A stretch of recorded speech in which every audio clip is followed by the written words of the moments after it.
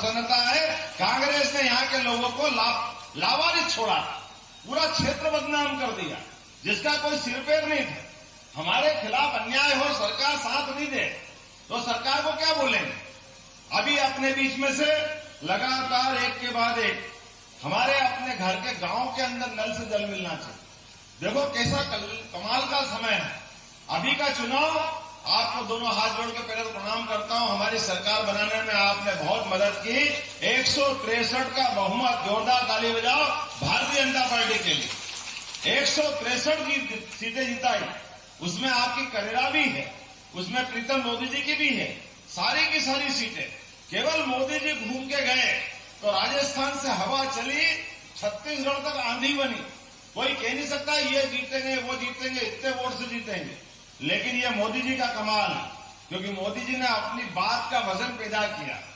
ये करेरा का भी यही महत्व है, बात करो तो ठोस करो। पूरा बेल्ट इसीलिए जाना जाता अपने लिए, आपके लिए ताली बजाओ हमारे अपने चंबल बेल्ट के लिए, कि जो अपनी बात पे जान निछावर कर दे, जान लुटा दे।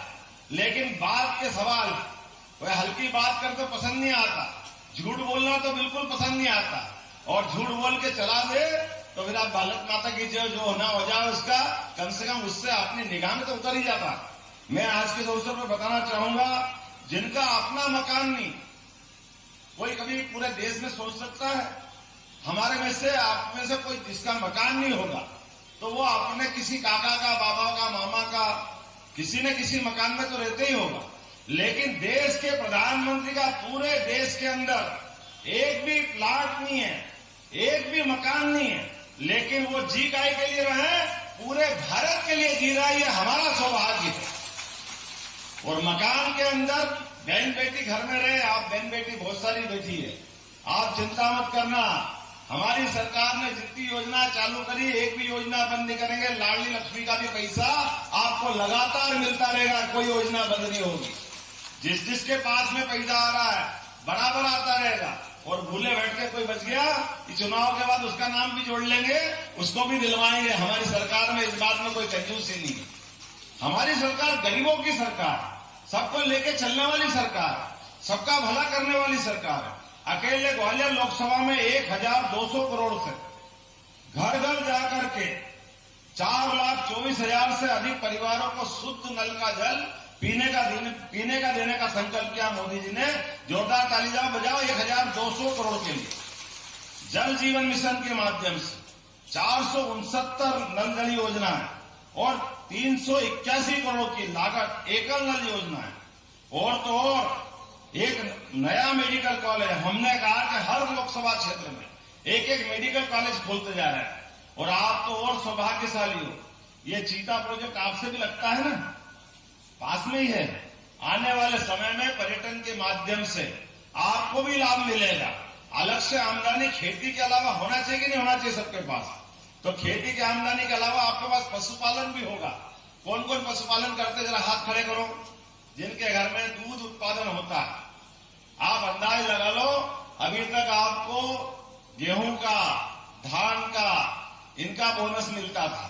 अभी हमारी सरकार ने तय किया 2275 केंद्र सरकार दे रही, 125 हमने दिए, तो 2400 रुपये कुंटल गेहूं खरीद रहे कि नहीं खरीद रहे? आपका ताली वाली बजा के बताओ। और ये हमने सरकार बनाने के टाइम कहा था कि 2700 देंगे, लेकिन 2700 5 साल के लिए बोला। पर आप चिंता मत करना, ऐसे ही बढ़ाते बढ़ाते गए तो 5 साल में तो 3000 रुपये कुंटल तक खरीदेंगे हमारा गेहूं, हमारे किसानों का। अरे हमारे किसान मेहनत करते हैं, अपनी जान की बाजी लगाते, तो उनके लिए अगर कुछ पैसा देते तो गलत क्या है? लेकिन एक जानकारी और दे रहा हूं, आपके पशुपालन के आधार पर दूध उत्पादन के लिए भी हमारी सरकार बोनस देने जाएगी। आपको दूध के उत्पादन में भी सीधा बोनस मिलेगा। आपको दूध उत्पादन के लिए केवल दूध वाले पे निर्भर नहीं पड़ेगा कि वो डेयरी वाला लेगा तो लेगा, नहीं लेगा नहीं लेगा। आपके खाते में सीधे सीधे दूध उत्पादन के बाद आपके पास पैसा आएगा। हमारे यहाँ परमात्मा की दया है, आज लगभग 32,000 करोड़ से 32,000 से ज्यादा बैंक के किसान क्रेडिट कार्ड बने हैं। यहीं पे 2,25,000 से अधिक किसान सम्मान निधि। अब इस लोकसभा में अंदाज लगा लो किसानों का सम्मान देने का काम अगर किसी ने किया है तो यशस्वी प्रधानमंत्री नरेंद्र मोदी ने जोरदार ताली बजा के बनाओ, जिनके कारण से कभी सोच सकते थे एक साथ दोनों को सम्मान देने का काम किया।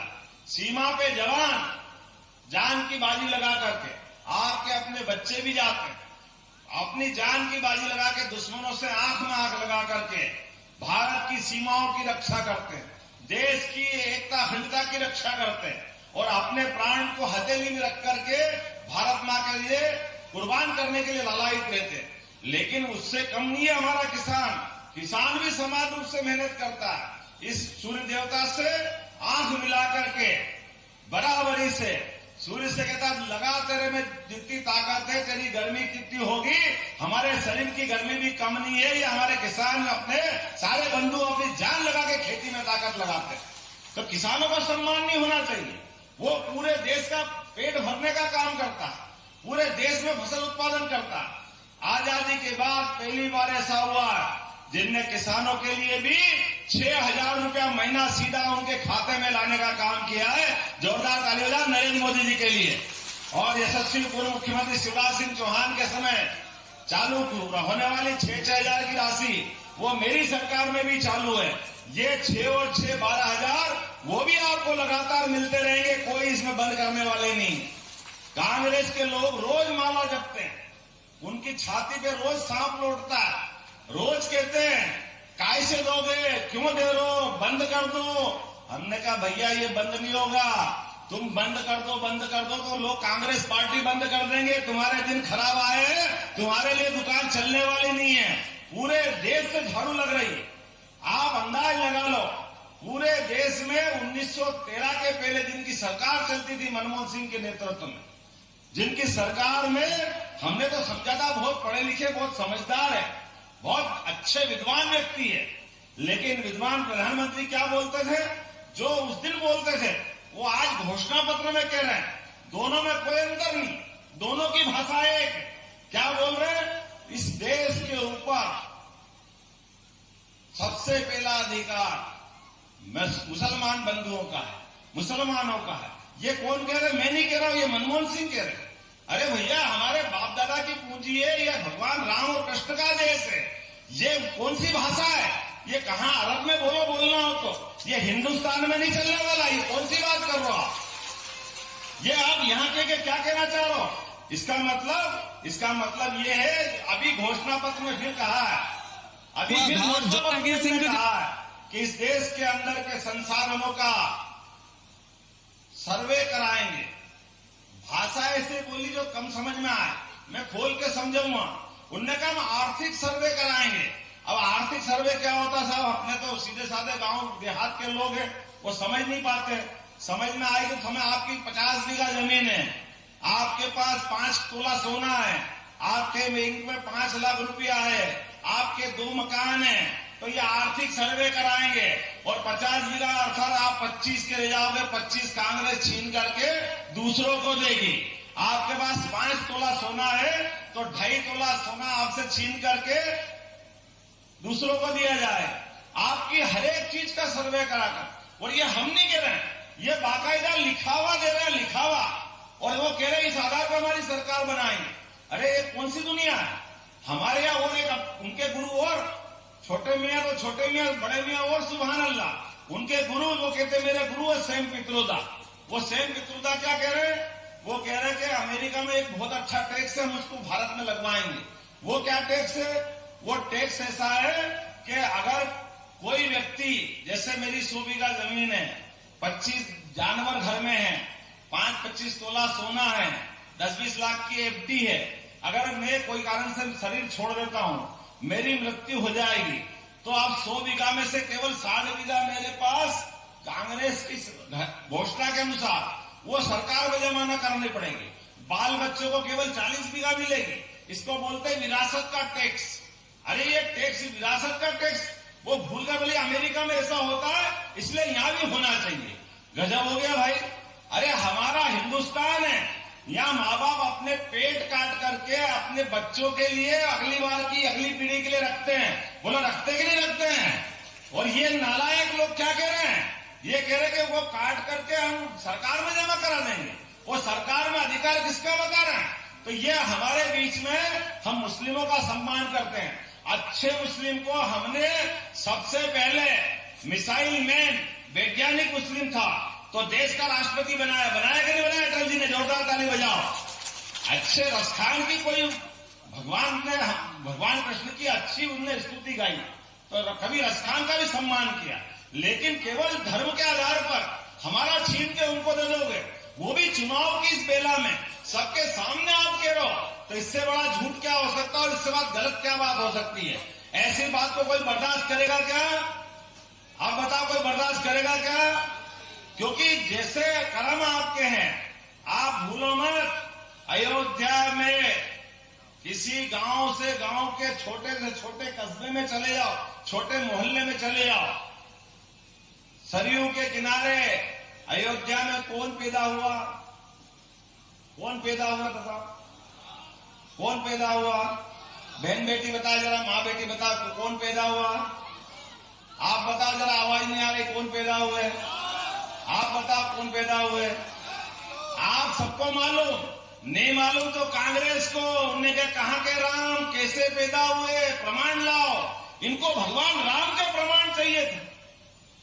शर्म आने की बात, पूरे देश में चुनाव लड़ना चाहते, लोगों से वोट लेना चाहते, लेकिन भगवान राम पर प्रश्न उठाते और उससे आगे बढ़ करके लंका और रामेश्वरम के बीच बानर भालुओं के साथ नल नील ने क्या बनाया था?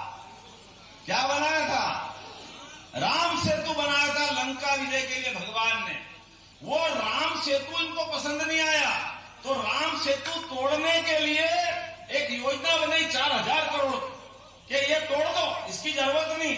अरे भगवान राम के चिन्ह मिटाओगे, पर्यावरण के लिए वो अत्यंत आवश्यक है, लेकिन केवल उस भावना के लिए कि जो जो हिंदुओं के सम्मान के चिन्ह है वो हम नहीं रहने देंगे।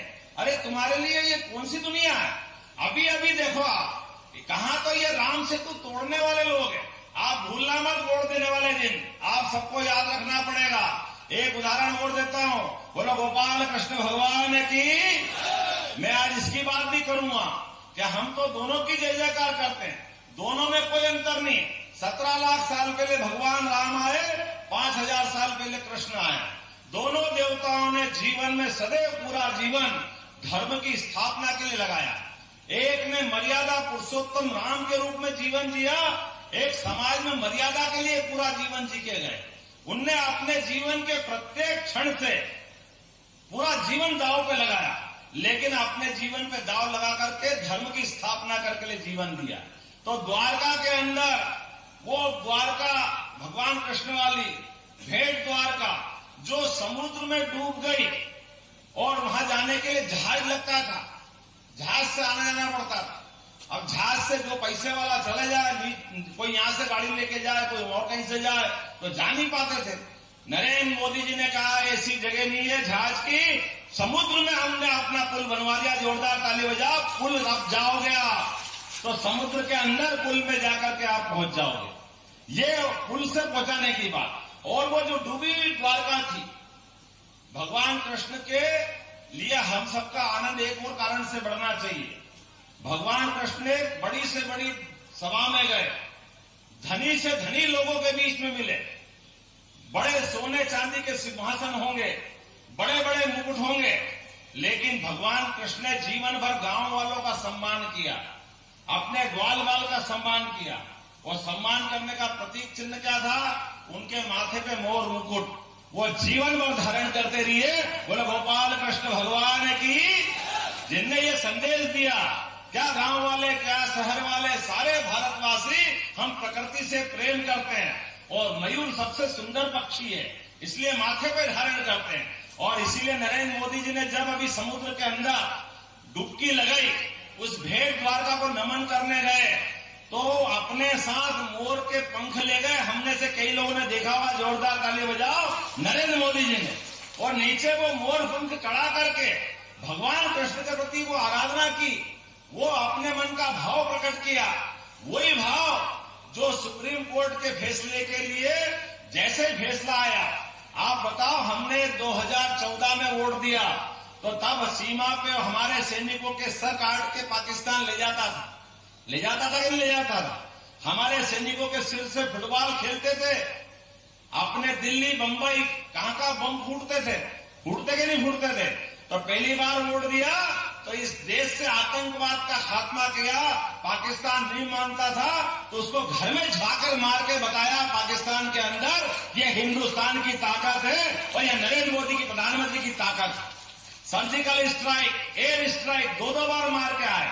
उसके बाद परिणाम ये निकला, आज पूरे देश में शांति है। भूले भटके कभी कोई पटाखा फूट जाए तो सबसे पहले पाकिस्तान कहता है हमने नहीं फोड़ा।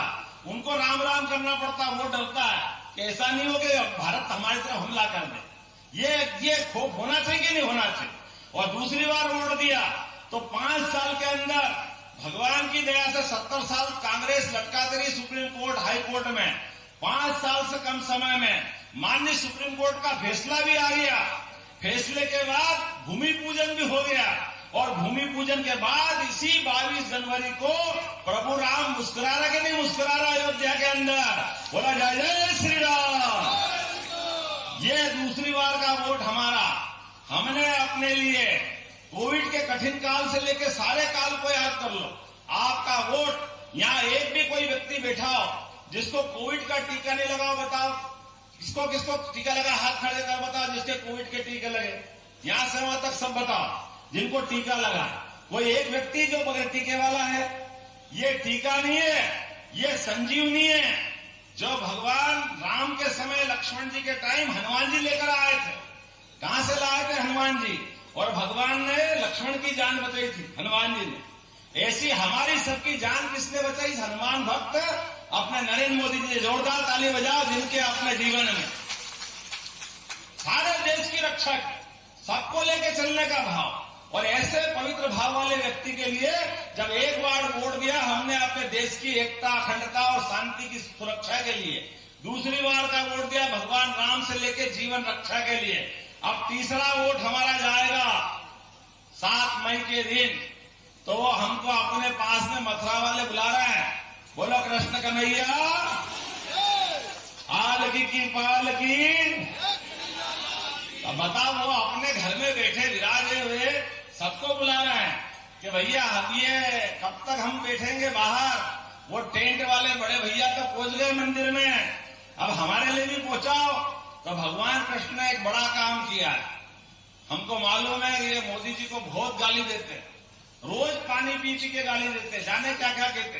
कहने दो इनको, भगवान कृष्ण की तरफ देख लो। जरासंध ने कितनी गालियां दी थी? 1, 2, 3, 4। तो भगवान ने जरासंध की मां बुआ जी को वचन दिया था कि 100 तक गिनेंगे और 100 के बाद हमको मालूम है। तो ये अपने 5 साल तक अपन ने भी गिनने का टाइम ले लिया है इनसे, कांग्रेस वालों से। और आपके सबकी उंगली में भी सुदर्शन चक्र भगवान ने दे दिया। ध्यान रखना, अपनी उंगली बचा के चलना। जितनी गाली देना दे लेन देना।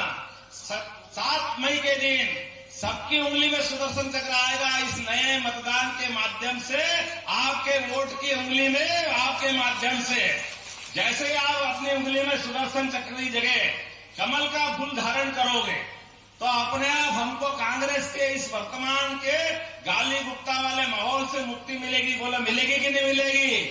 तो अपनी उंगली का सदुपयोग करोगे।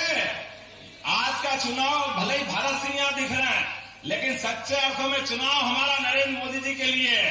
तो आइए हम सब खड़े हो जाए और संकल्प करें, अपनी शक्ति का एहसास करें, अपनी शक्ति के लिए भगवान कृष्ण को याद करें, अपनी उंगली में सुदर्शन चक्र की तरह मताधिकार का संकल्प करें। एक एक वोट, चाहे कितनी गर्मी पड़े, बारिश हो जाए, कोई तीज त्योहार, कोई को मान में जाना हो, सगाई में जाना हो, शादी में जाना हो, सब बाद में करना, सबसे पहले वोट देना। क्योंकि आप वोट देने नहीं जाते हो तो सबसे ज्यादा खुश वही होते जिनको भगवान राम और कृष्ण से नफरत। इसलिए हम सब संकल्प करें, एक एक वोट भाजपा के पक्ष में पड़ेगा।